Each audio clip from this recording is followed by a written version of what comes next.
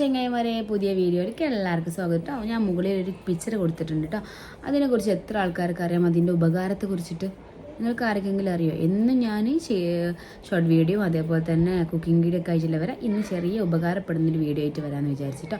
അതാണ് ചിക്കനുള്ള ഗിസാർഡിലെ പല്ലില്ലാത്ത കോഴികൾക്ക് എങ്ങനെ കല്ലും മണലും ഒക്കെ അരിച്ചെടുക്കാൻ പറ്റുമെന്ന് നിങ്ങൾക്കൊരു ചോദ്യചിഹ്നമായിട്ട് വരുമല്ലേ.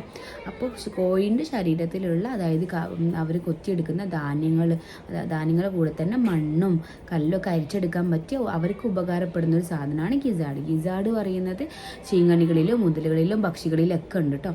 അതേപോലെ തന്നെ ഒരു കോഴിയിൽ ഉണ്ടാവുന്നത് 30-40 ഗ്രാമാണ് ആ ഗിസാർഡിൻ്റെ വലിപ്പം വരുന്നത്, അതായത് വെയിറ്റ് വരുന്നത്.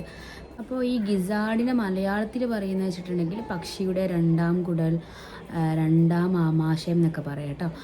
പിന്നെ വെച്ചിട്ടുണ്ടെങ്കിൽ പക്ഷികളുടെ, അതായത് ദഹനനാളത്തിലെ കട്ടിയുള്ള പേശികളുള്ള അവയവങ്ങളാട്ടോ. ഇതെന്താ ഇതിന് മെയിനായിട്ട് ഇതിൻ്റെ പ്രാധാന്യം പറയുന്നത് ഭക്ഷണങ്ങളൊക്കെ പൊടിക്കാൻ സഹായിക്കുന്നത്. 7 മുതൽ 10 ഗ്രാം വരെ പ്രോട്ടീൻ ഉണ്ട് കേട്ടോ. പിന്നെ ഗിസാർഡ് ആണെങ്കിൽ ലോ ഫാറ്റ് ആണ് കേട്ടോ. അപ്പോൾ നമുക്ക് എങ്ങനെ വേണമെങ്കിലും അത് കഴിക്കട്ടോ. അതായത് കുക്ക് ചെയ്തിട്ട് കഴിക്കാം, പൊരിച്ച് കഴിക്കാം, കറിയിലിട്ട് കഴിക്കാം. ഇതിൽ കേരളത്തിലുടനീളം ആൾക്കാർക്ക് അത് ഒഴിവാക്കുന്ന ആൾക്കാരായിരിക്കും അല്ലേ. കറിയിലൊക്കെ ഇട്ടിട്ടുണ്ടെങ്കിൽ അത് ഒഴിവാക്കുന്ന ആൾക്കാരായിരിക്കും. പിന്നെ അത് ഇഷ്ടപ്പെടുന്ന ആൾക്കാരുണ്ടായിരിക്കും. അതായത് ലോ ഫാറ്റ് ആയതുകൊണ്ട് തന്നെ ചിക്കൻ കഴിക്കുന്നതിനെക്കാട്ടി കൂടുതൽ നമുക്കത് കഴിക്കാം കേട്ടോ. അപ്പോൾ എല്ലാവരും മസ്റ്റായിട്ട് ചിക്കൻ വാങ്ങിയിട്ടുണ്ടെങ്കിൽ അത് ടേസ്റ്റ് ചെയ്ത് നോക്കാം കേട്ടോ. അതുപോലെ തന്നെ പേശികളായതുകൊണ്ട് തന്നെ വളരെയേറെ ചവച്ചരയ്ക്കാൻ ഇഷ്ടപ്പെടുന്ന രൂപത്തിലുള്ള, അതായത് കോഴിൻ്റെ മാംസം പോലെ തന്നെ നമുക്ക് ഇഷ്ടപ്പെടുന്ന രൂപത്തിലായിരിക്കും അതിൻ്റെ ചിക്കൻ വരുന്നിട്ട് അത് ഗിസാർഡ് വരുന്നത്. അതേപോലെ തന്നെ ഗിസാർഡ് വളരെയധികം പ്രോട്ടീൻ കൊണ്ട് സമ്പുഷ്ടമായതാട്ടോ.